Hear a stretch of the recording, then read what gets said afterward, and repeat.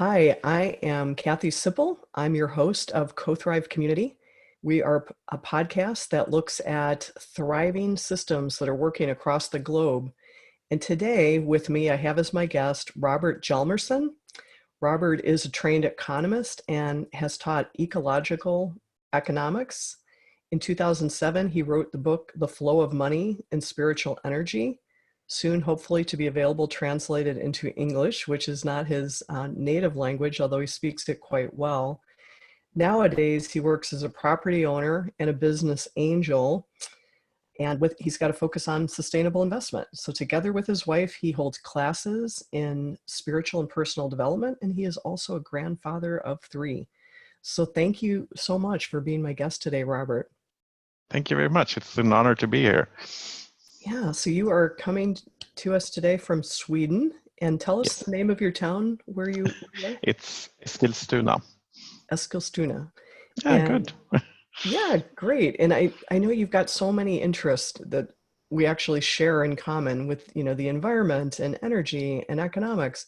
And I just want to give you, free reign to basically talk about all of those things in whatever level of detail you'd like.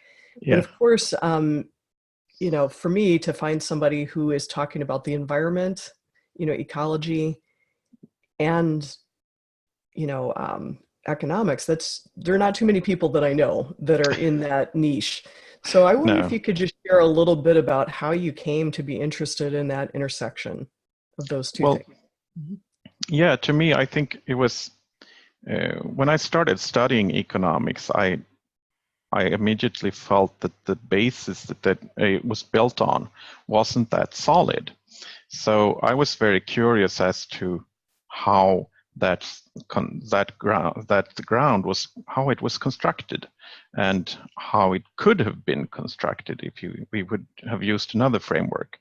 So that was my interest from the start when I started studying economics, and so that's where I think that's where my interest started when it came to economics and the view that economics has on the world. And I think it's very important to our society to know these foundations, because we've built so much of our society on the foundations that are stipulated by economics. So in this respect, since then I've been very curious, still looking for these alternative ways of looking at economic sustainability and how we can see these things in a different light than what our current society is doing. And so, because there are so many flaws to economics as a science, and so much there to do. That's where I come from in this respect, I think. Okay, great. Well, that is very much in alignment with, what I have seen in my own life and what I have learned. But I'm just curious, what are some of the major flaws that you see with the economic system that most people accept as the way things are? Yeah, well, to start with, I think it's just the view of man, and we use the noun man here because that is how it's used in economics. Otherwise, we would have maybe used some other noun like woman or something, but economics always uses man, and that's symptomatic, I think, to the science as well. So the view of man is that we're basically egotistic and just looking for self-fulfillment from a very narrow point of view.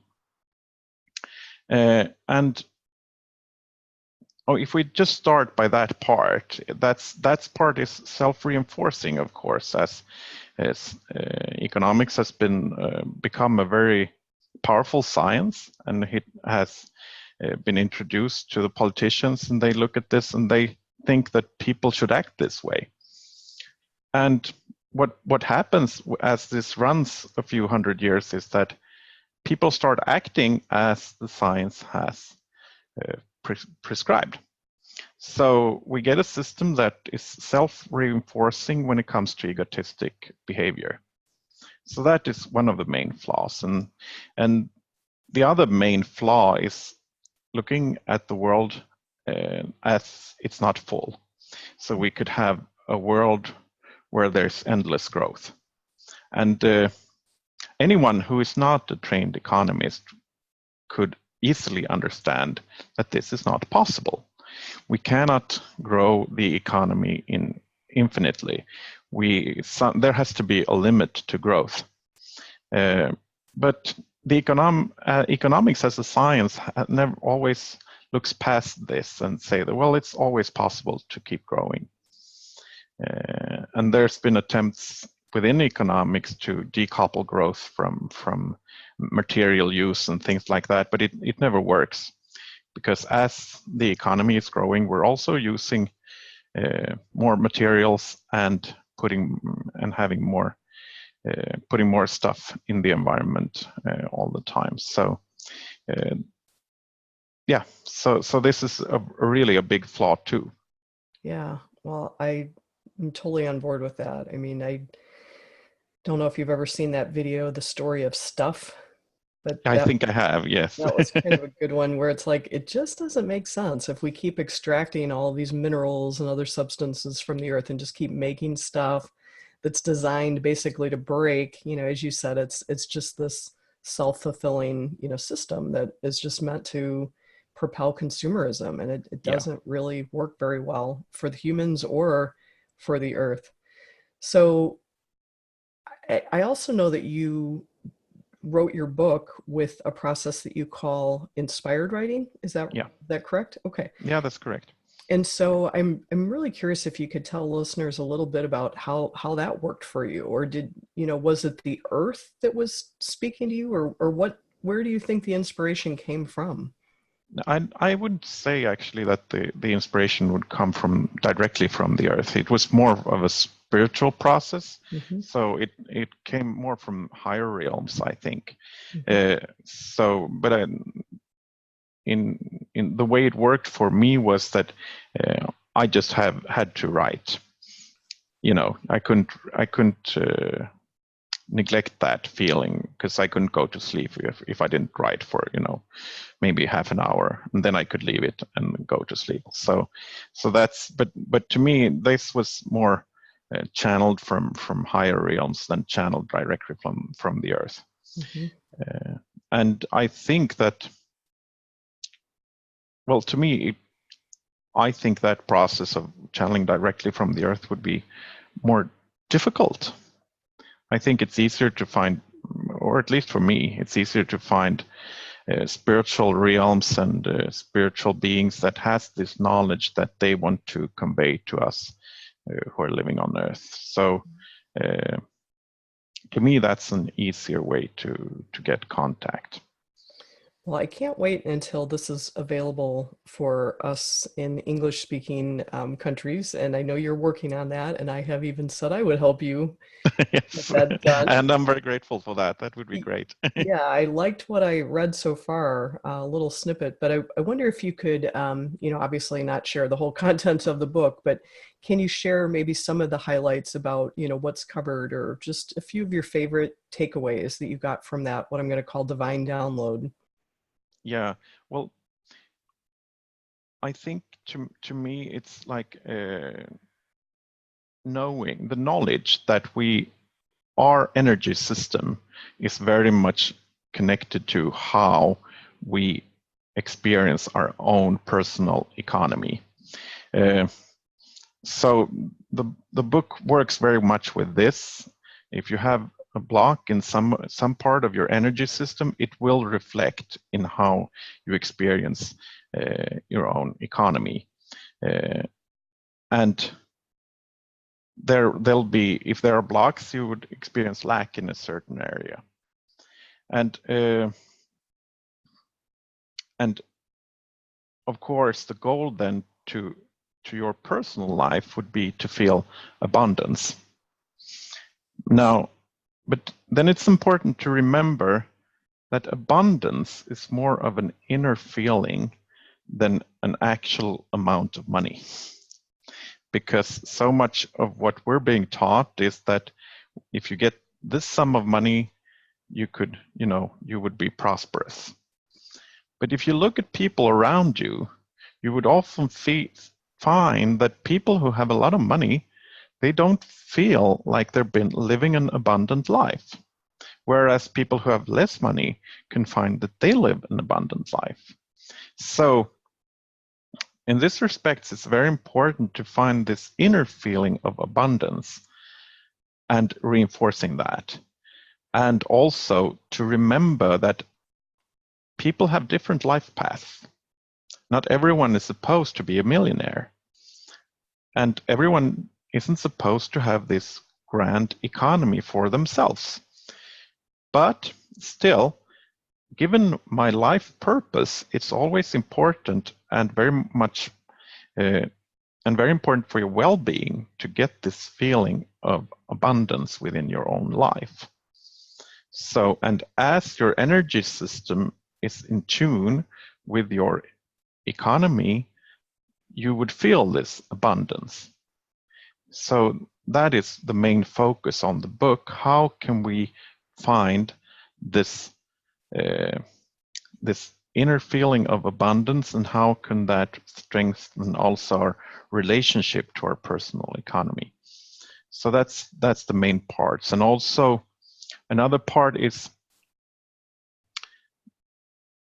as we're living in this modern economy, we're also we've also been taught to fight with one another for energy. And in this fight, we forget the actual energy source. So in this respect, we're like a tree with no roots and no leaves, because we don't take in the energy from the ground and not from above either, but we're more taught to take the energy from others, or like a forest. If the trees would be competing for energy amongst each other instead of sucking up the water from the ground and taking the light from the sky, that is how our economy, or how we're taught to work within our modern economy. So that's also a very important part of feeling self-sustainable when it comes to energy, and being able to find these sources of energy, because that's also, of course, what's building up the energy of the chakra system. Mm-hmm. It's filled up from above and it's filled up from the ground, and we need both these poles to fill the energy. So that's a very important part of the book, I think.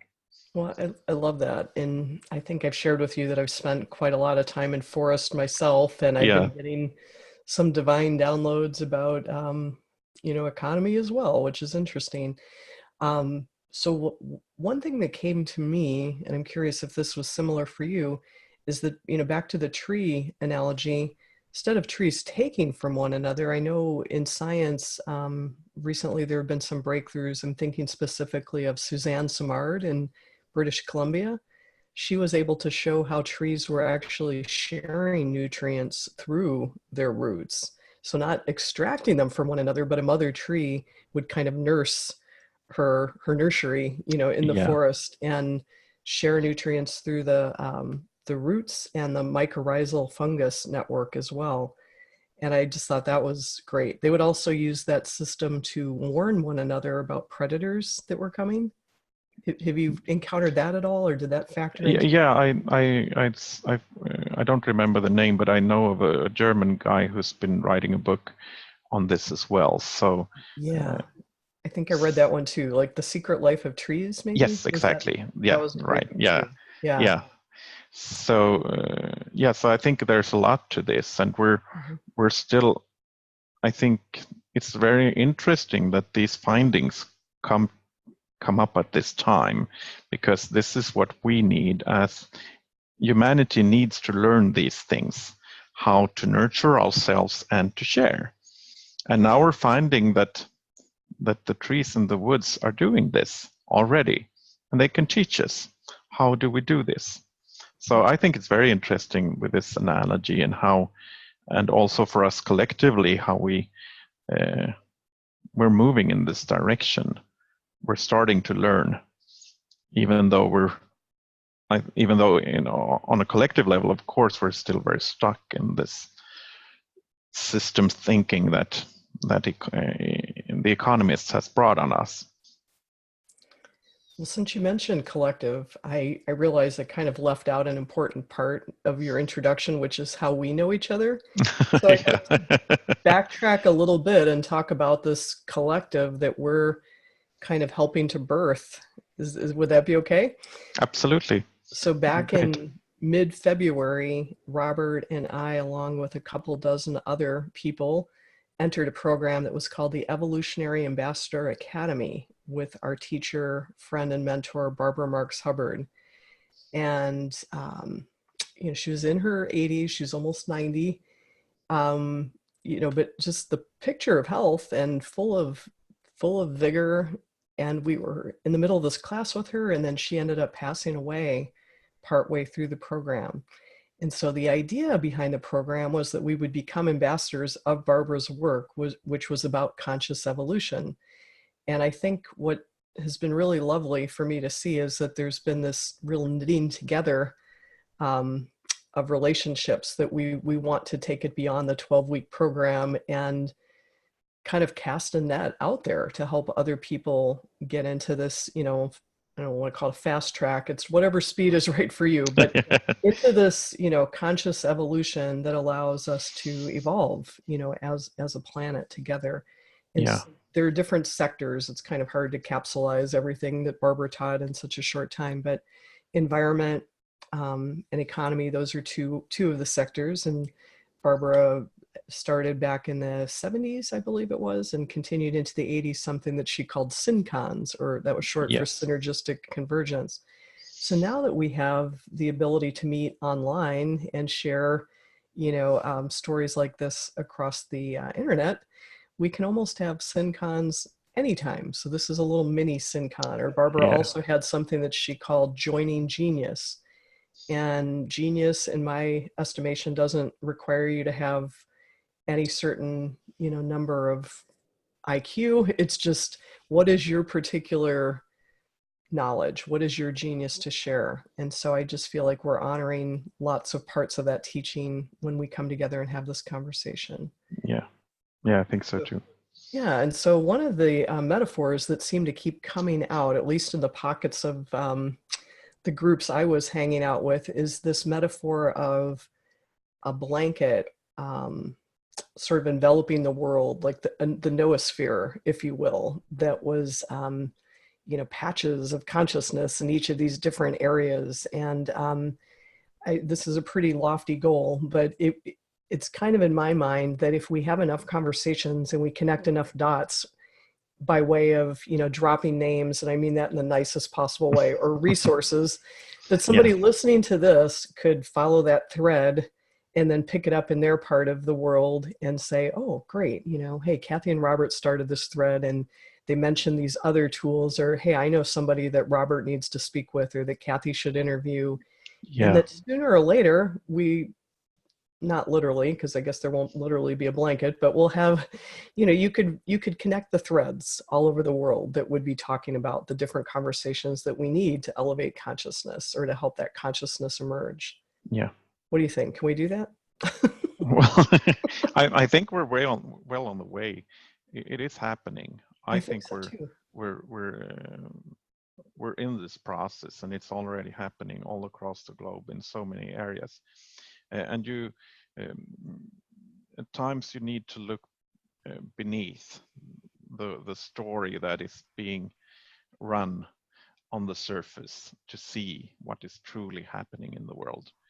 And I think as soon as you get beneath this story, you can find that so much positive things are happening. But of course, it's easy to be caught up in this shallow story that we're being fed with all the time. And as long as we stay in that and believe that to be the truth of the world, it's difficult to move forward. But I think more and more people are realizing that this shallow story is not the whole thing, that there's so many layers beneath that shallow story that we can delve into and find so much knowledge and consciousness and positive thinking that is already evolving and moving, truly moving the planet forward. So I'm very optimistic in this sense that in the knowledge also that there's so much that I still don't know that is happening. There's so much more to explore. There's always new layers of knowledge waiting for us to discover. And I think we're just bursting with this new energy in so many different ways that it just wants to, be birthed. So I think that's really inspiring for the future and brings so much hope to us as a species that we already have this. It's already there. It just hasn't come to the surface yet. Right. But exactly. Well, the thing I love about starting with economy and just facing that head on is I feel like that's the thing that feels like the densest energy for a lot of people. It's the thing that, oh, I want to be spiritual, but I need to do this or that. So I just feel like by confronting that, but that out that people cut out for themselves, it's a reality. I mean, we all need to pay our bills. And so I think if we can just look at treating, our relationship with money in a little bit more light and playful and curious way, for me, that's been helpful to just get out of the business as usual model and to explore how it could work, But I'm curious, like, for somebody that would be listening and just saying like, oh, but I have to do this, I have to do that. I mean, how did you kind of uncouple yourself from the way things are? I mean, what was your first step toward just being able to look at the economy differently and for living into that? Oh, that was a real tricky question to me. I'm not quite sure where it started, because for as long as I remember, I've been questioning the current system. So I've been some part of me has always been very skeptic, like it's not believing in this story. So so I think it kind of has come naturally to me to step into this. But of course, there's always obstacles when you try to move in a different direction. And of course, there are things happening within you. And parts of me, of course, when I was younger, of course, wanted to adapt. And that's a natural thing to realize that we want to adapt to the current reality. At the same time, I think in our time, many of us think of the current reality as quite solid, whereas it was less solid maybe in the 60s and the 70s when more people were believing in a sense that we could change the world. So I think it's very important to remember that the world isn't as solid as it looks. And this also comes to, of course, in a very great sense to your personal economy and how you can look upon that. So I think just applying this softness is something that brings a new energy to very many fields. And as you can do that and play with it, as you say, also, it brings in a new energy. And then after what seemed to be very solid at times, turns out to be not that solid. And I think a great example of that would be like if you have $20 or any amount, but just say $20, at times you can feel this amount of money would suffice for a long time. Whereas at times it seems like they just disappear.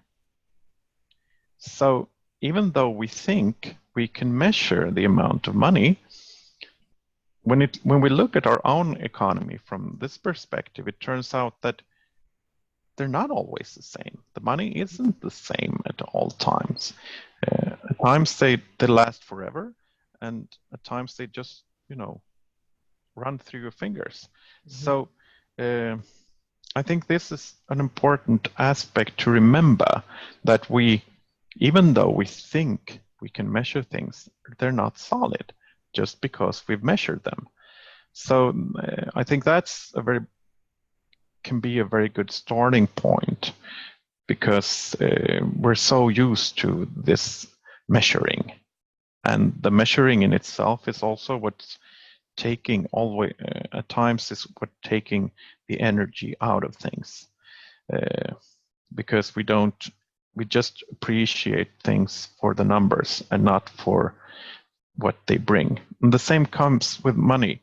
Like, if we truly appreciate what we can do with our money, then we also become more grateful for the money that we have.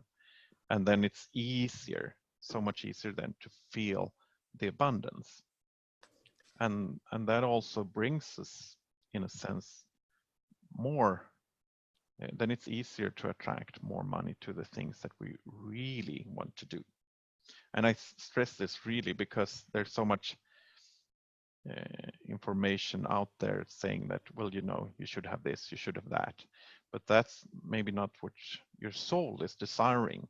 So we need to remember what is it that my soul truly desires, and when we're aligned with that and stop counting how much is needed, then suddenly we will just have the resources that's needed, when we dare to trust that and have faith in what's developing. I love that. Well, that was what was coming up for me too, was gratitude. I think being grateful for what you already have somehow energetically unlocks the ability for spirit, or whatever you want to call it, to work through you. It's like, well, why would the universe grant more of something if you weren't even grateful for what you had already? Because Yeah. what do they say? There's always somebody richer, thinner, that kind of thing. So yeah, there will always be somebody with more, but starting with the appreciation of what you have, and just building on that foundation is great. That's wonderful. And I think it's very easy also, if you look at how you relate to other people. If you give someone something and they're not very grateful, you're not that prone to give them more. But if they're truly grateful, then you start feeling more generous towards these people as well. Mm-hmm. And that's also how I think, to a large extent, the universe is working. As we're grateful, we're getting more. And then it's and when you look at it from this personal perspective, it's very easy to understand how this process works. Just this knowledge of how easy it is to give to someone who's truly grateful. And the same goes for us. The universe, it's easier for the universe to give to us if we're truly grateful. Agreed. Well, for a time I had studied Kabbalah. I don't know if you've ever gotten much into that, but I really thought it was interesting that the word actually means to receive. Mm-hmm. And so, it's kind of like, if that's the other thing too, is that you need to be willing to receive. If you go around in the world and just say, oh, woe is me, nothing good ever happens, that's like another sign to the universe that, like, you're not actually ready to receive. It's almost like an electrical current. It's always there, but you have to take the action to turn on the light switch, to activate that current and to receive, the current. And so that's just kind of another thing that's helped me too, is to take the mindset out of, I'm doing it all. And as you mentioned before, that ego self. But if I'm co-creating abundance and I'm trying to, if I want to attract resources into my life, not for myself alone, but to truly do something, bigger for the world or for my community, or even, my family or something like that. Is that something that you've noticed? I just feel like that attracts a different energy and different resources than when it's an ego, I want for me. Yeah, of course. And usually this I want for me is not truly your soul desires either. Mm-hmm. So of course, I also find it much easier if there's like a bigger cause to what you're working with. And then it's so much easier, of course, to attract the resources. Than if it's just, I would want a new television set. That's not that easy to find the resources for. But on the other hand, as there's surplus right now of money, so in our modern economy, at times it's also very easy to be, of course, be swamped by stuff. Right. Because so many people have so much money to buy so many things that they don't need. And then you get a stranglehold from that instead. So I think so. There's so many people now that are working, just to clear out what's not supposed to be there. So this is, and in this way, it's in a sense, it has become more difficult in this way to talk about abundance, because we have to talk about abundance from this almost spiritual level, that it's our soul's desires and abundance in relation to that, instead of this swamping of products from that are coming to us so easily. So that's an important thing right now. And also, of course, from a sustainability perspective, it's very important that we really find what we truly need and want, instead of having all these things that really doesn't give us anything. So how do you personally tune in to make sure that you are, listening to your true soul's desire? Is there any tip or method or just a practice that you use to make sure you're in alignment, or do you just know? I couldn't say that there's practice through it. More of this knowledge and always checking with myself, is this something that I really want, or is it something that my ego is just yearning for at this time?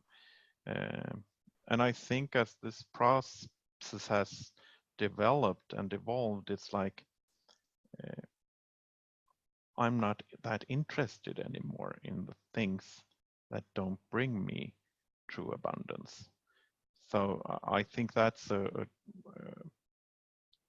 reprogramming also of the way of my way of being, that I don't care if I have the latest phone anymore, or if I have a fancy car, or these things, but the things that I truly need to sustain myself, these are becoming more important. But then on the other hand, then also what comes up for me is that it's more of the relationships that brings more quality than anything you could buy. And then of course that doesn't require any resources, but it's a change of focus, just focusing on the people you truly love and who are important in your life. Well, it does require the resource of time, and well, yeah, that's true, but the not investment of time, and sometimes that's more valuable than anything that people could pay for, but it's not, usually valued for what it is, right? Yeah, that's right. Yeah, cool. Well, that's probably why I'm so very into time banking, but that could be a different show. Yeah. I can't recall if you said have you been involved in that at all in Sweden? Not specifically in time banking, but I've been involved in LETS circles. Right. Yeah. Yeah. So, That's and right. they're pretty similar. It's just how you measure things that differ. So I know the thought behind it. Right. And tell me again what LETS stands for. I know I've seen this before, but I can't. It's local exchange and trading systems. Right. Okay. Thank So, you. and there, from what I know, there are so many LETS systems around the globe that are up and running. It's just thousands of these systems around the globe that are actually already working. And they're not gaining that much attention, of course, because many people believe that we only have this one kind of currency that we're used to. And it's a pity, because I think these systems can show the way how we can move into a society that's much more sustainable. But of course, that's something you probably experienced a lot in your time banking as well. Yeah, I kind of have a crazy goal to just, sometimes people say like, oh, who cares what you had for lunch or what you had for dinner, kind of showing off in an ego sort of way on social media. But I like to showcase what I'm doing with things that are paid for by time banking, because I think that does get people to say like, wait, how did you do that? What? The cost was zero? Like, I don't understand. Yeah. That makes people like stop and think, wait a minute, why am I working so hard to get money to turn around and buy the thing that this woman's just getting for time, and so that's kind of one of the things I hope to accomplish through the show too, is just, let's talk to people who are doing that. And then, maybe that part of the ego self that still wants, that'll catch them enough to try it. And then once you try it, it unlocks, all these other riches that you didn't even expect, Yeah. Well, I love too that you said you're so curious and, there's still so much to know. So I would like to end our talk with two big questions. So you've got as much time as you'd like for both of these, but this is where I'm going, is what currently excites you? What's working well that you're utilizing and you're, actively doing in your life, now? And then also, what are the things that you're curious about? What do you not know yet, but you have just heard about or you've begun to be curious about and begun to know? Oh, those were difficult questions, because I usually have very many simultaneous projects and thoughts processes going on at the same time. And you can come back and we can do this again. So it's just a static shot in time. Yeah, with yeah, today. sure. It doesn't have to be But for the rest of your no, life. no. But I'm just trying to figure out uh, what's what's there for me right now. And well, actually, to me right now, what is most important, I think, is to find inner peace. Because through my life, I haven't really found that within myself truly and sustainably. Because I've been, kind of worried at times, and so I would need this energy of really be grounded. And to me, this program from with the ambassadors has brought this energy to focus on grounding. And I think also as an ambassador, what humanity needs at the present is being at peace. If we would all be at peace, there would, of course, we be no wars, for instance. So I think it's an important lesson for me as an ambassador too, to find this inner peace, because otherwise I can't really truly be this ambassador that I want to be. So I need to step into this way of being in total peace and total faith, and and explore that more. That's what's driving me at the moment, and in a way that's also letting go of so much, because if you find an inner peace, you need to relax into that peace. And I think so much of what we're doing in the world currently is to strive. We're striving to succeed. We're striving to do a lot of things. And if we look around, we can see that it's not really working that well. And I think an author that has caught my attention right now very much is Charles Eisenstein, and he's talking very much about this, how we need to find this peace, this inner peace, and how society, we can't go on. For instance, we can't have a war on climate change. And we're so much used to this way of being that we're against different things. And it's not a really great energy if you truly want to accomplish something new. So this is that's also where my inner guidance currently is leading me, is towards this searching for this inner peace and to really ground that and root that within myself. And also then, from as we having gone through this program with so much energy in it, and then to try to bring that all down within myself to really ground that. And I've realized I need to work I can't do that in 2 or 3 weeks. It takes a lot more time to digest that. So yeah, so this is where I'm heading at the moment. Oh, I love that. Well, I'm curious because I am a huge fan of Charles Eisenstein as well. I think you and I talked about the book Sacred Economics. Yes. I recall we talked about that. Yeah. And then the book, or the climate change reference, was that something that Charles Eisenstein also talked about? Yes, it is. It is. Was that In Ascent of Humanity by any chance, or was that a different book? He has a new book out right now. I think it's called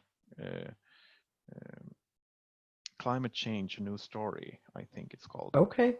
I haven't read that yet. That is going on the reading list. Yeah. And it's also available online, so you could read it for free if you want to. Great. And I also want to tell you, maybe I don't have it right here. I take it very seriously when people refer me to books. And I also purchased the book that you mentioned. Gosh, I don't have it right here. It was something like a new economic, or New Money for a New Time. Yeah, New Money for a New World. New World, that's it. Okay, so yeah. I just got that. I haven't gotten a chance to dig into it yet. But yeah, I mean, I have several books like all around me at all times, but I just think telling people what are about our own books is great. If you don't mind, I'm also going to say just really quickly, because I had yours truly had a book that came out on May 29th, and I don't even know if I shared with you my chapter. If anybody has gotten to this part of the listening, I just want you to know you can click on the link I'll put in the show notes. And you don't have to buy my book. I'll be happy to just send you the e-copy of my chapter alone. But my chapter in this book talks about, it's called Remembering Eden, Discovering Communities' Hidden Assets or Hidden Treasures.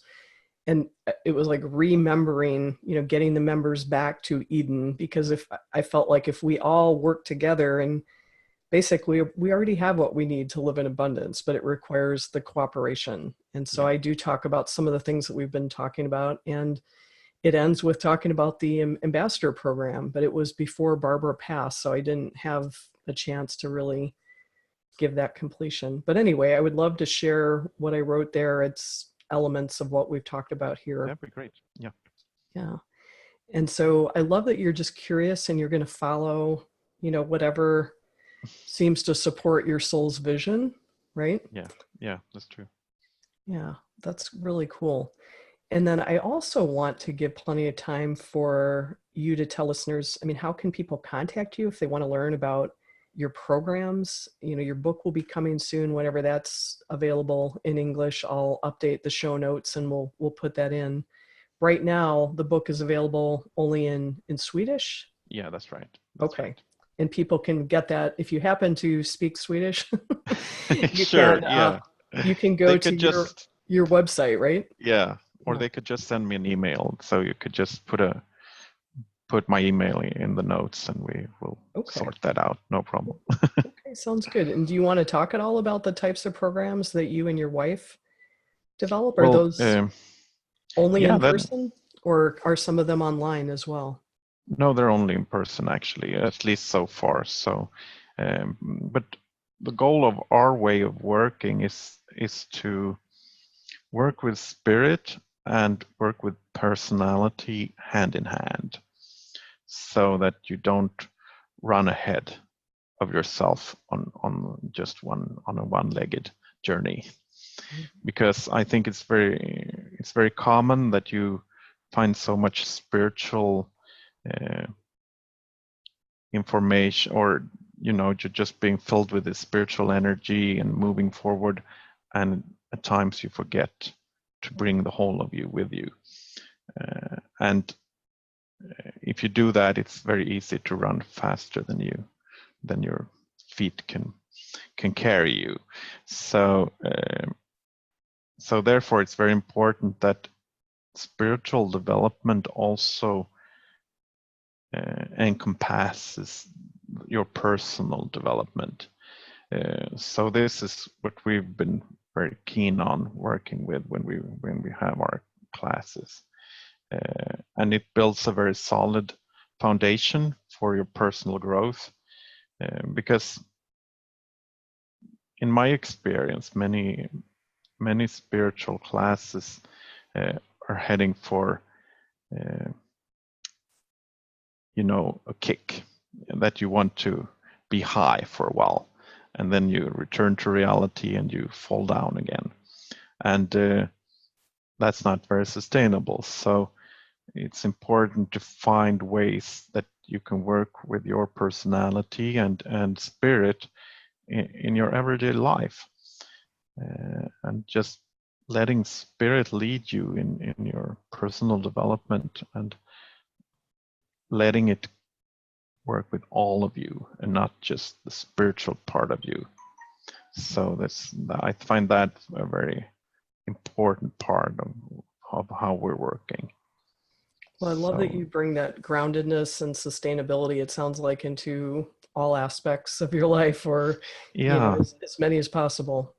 yeah, that's true actually. Yes, yes, Yeah. Yeah. Well, I know you would like to come back in another time and you can tell us about your very sustainable summer home. So I yeah, would love to do that. I think that would be its own great separate conversation, and maybe you can even do it, from that location, which would be fun. yes, But yes, Robert, I really appreciate you being with me today and sharing these resources, and really want to invite you back, because I feel like one of my teachers, John Young, he studied with the Kalahari Bushmen. Can't remember if I told you this before. no, I don't think you did, but yeah. No? Okay. They have something that they call building the ropes. So Mm-hmm. if you have one conversation thread, or the first time you see a tree and you're like, I wonder what that tree is, or you identify it, but it's just a thin thread. But then the next time you go back and you see that tree again, or you see that friend again, or you have that conversation again, you build that thread thicker and thicker. And then they say, we're building ropes, so that's Yeah, how they know their natural surroundings so well, as they take the time to build the ropes. So right now we've got one recorded conversation, on the books, but I feel like as we, spider web out and connect the dots with our own, resources and connections. And, I think we've talked about our friend Cindy, who's in the ambassador program as well. She's really got like a producer's mindset, and she sees us, all having little pods of shows and being interconnected. And I think that would just be great. So if we can keep building the ropes, the two of us, but also within our networks, and, bringing more people into it, that would be lovely. So I think for my own call to action, what I'm going to ask is that if you've heard the show and you think, oh, I wonder if these people know about this book or this resource, please leave it in the comments below. Or you can email me, Kathy, Kathy, @cothrive.org, or you can visit the website at cothrive.org and sign up for the email list to get notified about, future episodes. You can find me pretty much online on every platform at Kathy Sipple, and you can talk to me that way as well. But Robert, thank you for being here today. And anything else, parting thoughts that you'd like to share? No, I think I feel complete right now. It's just been a pleasure to be in this show with you, and I look forward to our next conversation. Just great. Thank you very much. Sounds really great. Thank you.